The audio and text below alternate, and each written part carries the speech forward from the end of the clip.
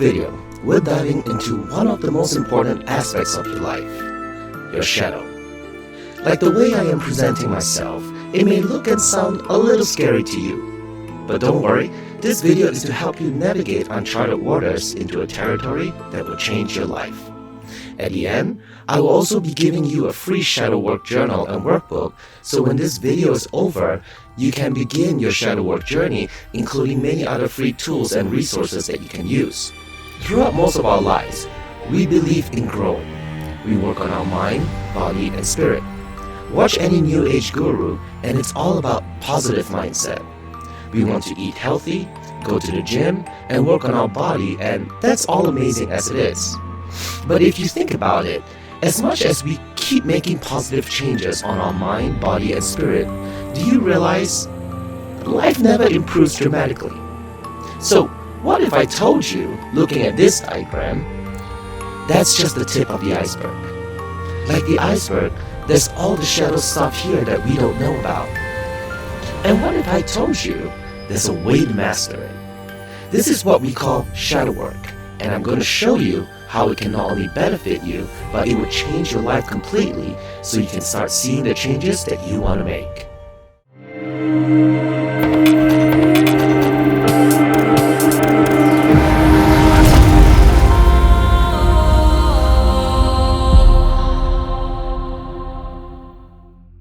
Namaste, Sacred Masters. I'm Dr. Iwasukehi, author of Shadow Work, Finding Your Light in Darkness, and other shadow work books, and I'm here to help you with your shadow work and manifesting questions to elevate your self-growth. So don't forget to subscribe for pick-a-card sessions, Grabovia numbers, and Ukehi vibrations, as well as joining the free members section in my website for free resources and talk with your fellow shadow workers. This is your opportunity to join our community so that you don't miss on anything that can help you realize your full potential and find your light in darkness.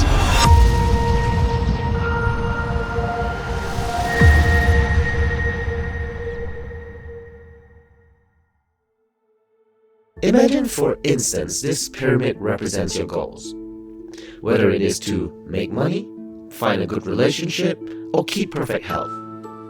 Let's look at the baseline of your goal here, the bottom of the pyramid. This is what you are accomplishing here. So let's take money for instance. Instead of making, say, $50,000 a year, you want to make $200,000, which is along the line below here. The only way you can do that is by integrating your shadow, illustrated here. Why is that? Because inside of you lies the potential to actually meet your goals. So why are you stuck here? Truth is, you're not stuck. You just have to integrate your shadow so you open the potentials of making maybe not only $200,000 but more. In our shadow lays all the blockages that prevents us from becoming the better part of yourself, not realizing your full potential. They can come in the form of hidden pride, anger, desire, fear, grief, apathy, guilt, shame, all these things holding you back. When you embrace your shadow, you begin to heal these areas, opening up a more bigger and authentic version of you that not only realizes your goals, but discovers new hidden talents and potentials. And this is what we are all going to go through today, and more importantly, how to work on it.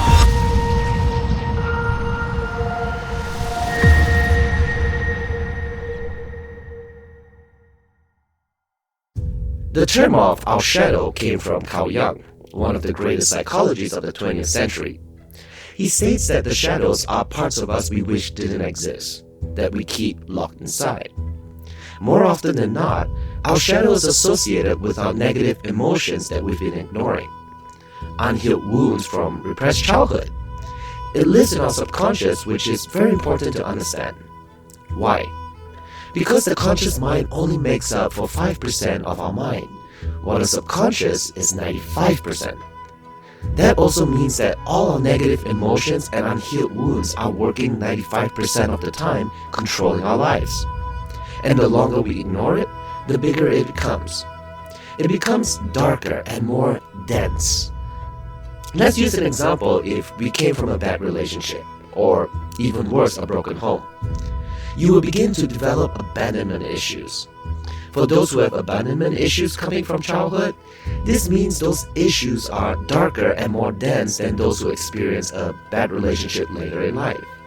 So, unless it's healed, you will not only carry these around you, but if you become more aware, start to realize that these issues have been affecting you your entire life.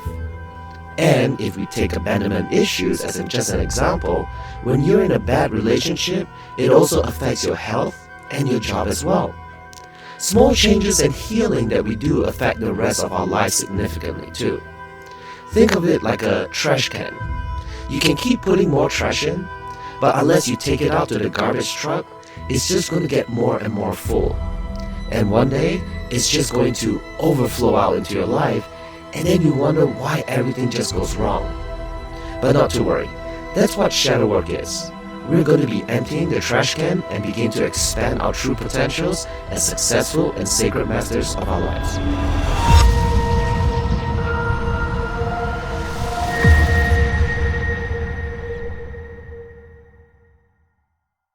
Most people cringe at the thought of shadow work.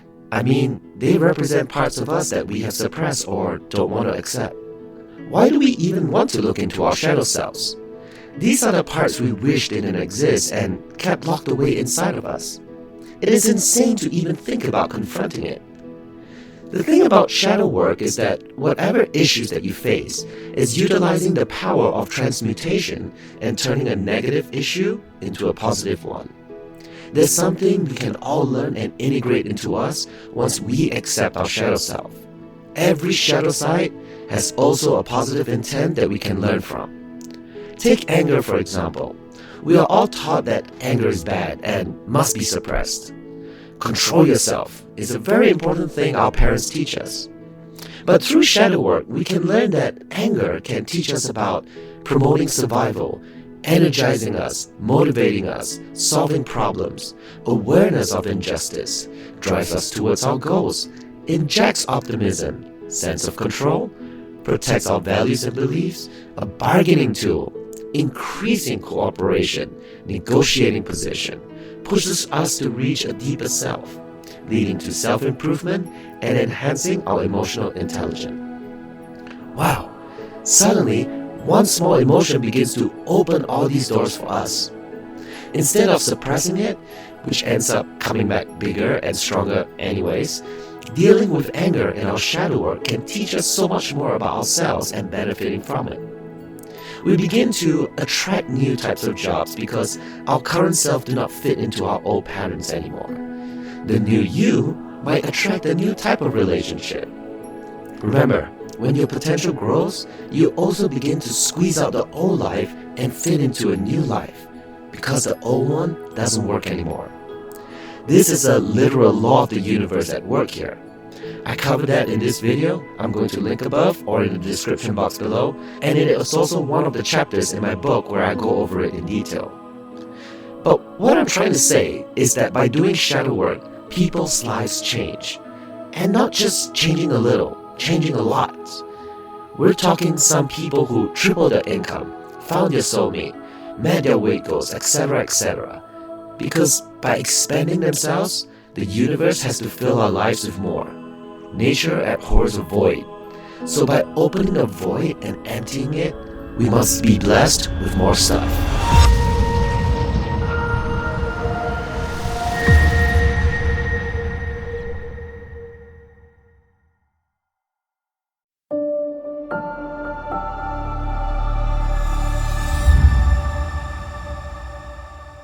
Okay, now there's 4 steps to doing shadow work. Now, one of the many problems that I find going around is that there is a lot of information regarding how to begin doing shadow work. Most people want you to just sit down and think of something that you want to work on, like a fear of abandonment, unhealed past relationship wounds, or even confidence. If these feelings are very strong inside of you, that does sound like a good idea to begin work on it. Remember, the emotions have to be present within you if you want to work on it. As I've said many times, if you can't feel it, you can't heal it. So make sure this is something that you really feel strongly about within your shadow that you want to heal. The stronger the emotions, the more effective the shadow work. Another way to find out how to do shadow work is to do what I call catching the shadow. Now, the primary reason we do shadow work is because if we don't do it, our shadow appears back at us during inopportune times. We get mad or angry and lose control. When you feel these negative emotions coming, that's your shadow starting to appear. It could come in the form of two ways. One is trigger, which is when someone says something or does something that triggers you in a negative way. This is your time to catch your shadow. Another way is projection. What we tend to do is project our negative traits onto a different person, animal, or object. For example, I may dislike a trait about someone, for example, how good looking they are, when in reality, it is me who has to deal with the problems of self-image. It's not the person, it's me. I have a whole video on projection. If you want to check it out, I'll put the links above in the description box below so you can get an in-depth look at it. So, now you have identified what you want to work with, make sure you have these feelings within you. Remember, if you can't feel it, you can't heal it. So, your shadow side has been caught. You are aware of what you need to do to heal. It is time for step 2.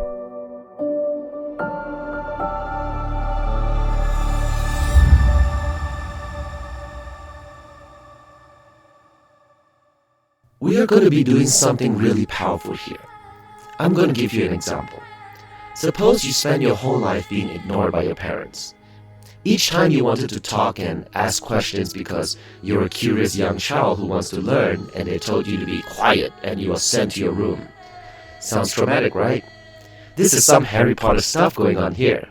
Going into this room under the stairs, that's exactly how your shadow self feels right now. All its feelings being suppressed deep into your subconscious. But they are all different parts of you. I call them echoes. There is an angry version of you waiting to be validated. There's a sad version of you that's waiting to be validated. Guilt, shame, unhealed child wounds, all of it. Stuff like Harry Potter and ignored. Think about how you feel ignored. Doesn't feel good, right? Now think about all these different versions of yourselves that is ignored. Not by anyone, but by you. Well, don't feel guilty about it. We all do that. But if you're in step 2, you're coming into a very powerful change here because now you're validating your shadow. A technique that I use is to sit down and imagine a version of myself in front of me. I have a whole video about sitting with your emotions that goes into greater detail that I'll post on the links above and description box below. The longer I suppress this echo, the younger this version of me is. I ask for kindness and compassion to sit and have a conversation with me. For others, they prefer to journal down their conversation, but I always prefer to talk to it in my mind and my raw emotions, not distracted by writing. But writing could be cathartic for you. It's up to you. The important thing about step 2 is to validate your shadow. Don't ignore it. Allow it to come.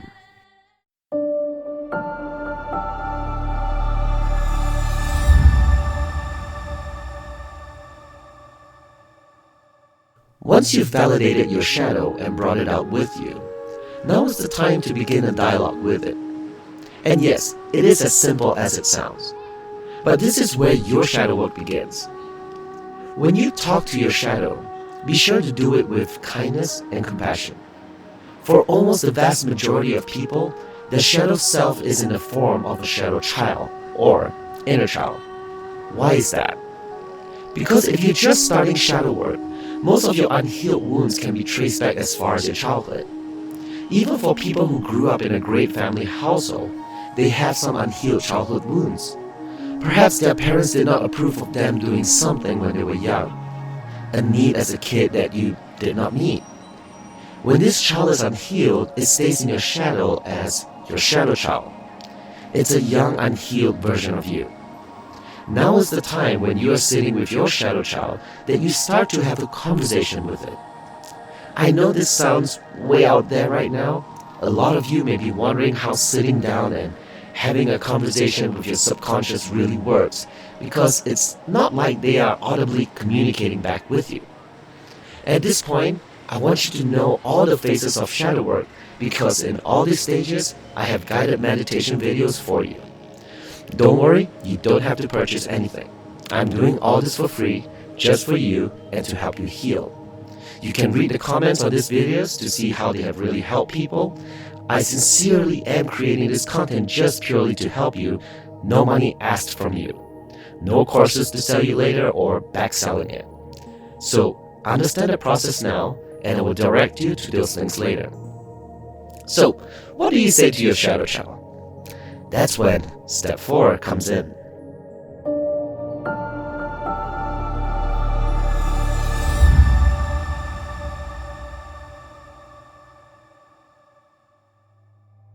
As I said before, when speaking with your shadow child, do it with kindness and compassion. Don't judge it. Don't try to rationalize what happened. Acknowledge that unmet needs and unhealed parts of your shadow self exist. Sometimes I envision myself hugging my shadow child.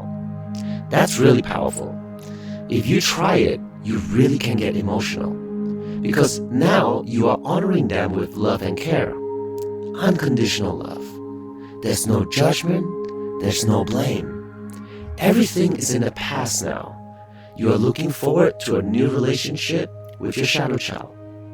Because with your shadow child, as I've said before, is part of your subconscious. A very strong, powerful part of you that has been suppressed and ignored. When you integrate your shadow child with you, it can teach you some powerful things. I explained earlier about how anger can be used for amazing things. Suppose you have a fear for abandonment. When you integrate your shadow child and acknowledge your fears, you are opening yourself and it can teach you how to renew your self-esteem, form healthy relationships, stronger bonds, etc., etc. I can make the list of all the benefits, but you really have to see the changes in your own life to really go, oh wow, I can see it now. And I guarantee with shadow work, you will. A powerful method I use to integrate my shadow is to go back in time when the event happened with your shadow child that caused it to be unhealed. Experience the event together again, but this time, assure it that you are together now. There's nothing to be worried about. You hold your shadow child together and tell it, now it has you. You will take care of it.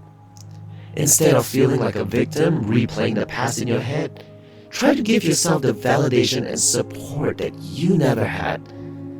It's almost like you had your future self to help you now. It's like having your future self give you all the advice, resources, and a peek into the future. A cheat code for your shadow child. Let the past dissolve and go, and take steps to nurture and work with your shadow child. More on that later. I do want to put a quick disclaimer that while shadow work is very important to help heal, this applies to healable wounds. There are some wounds that you should never try to heal yourself.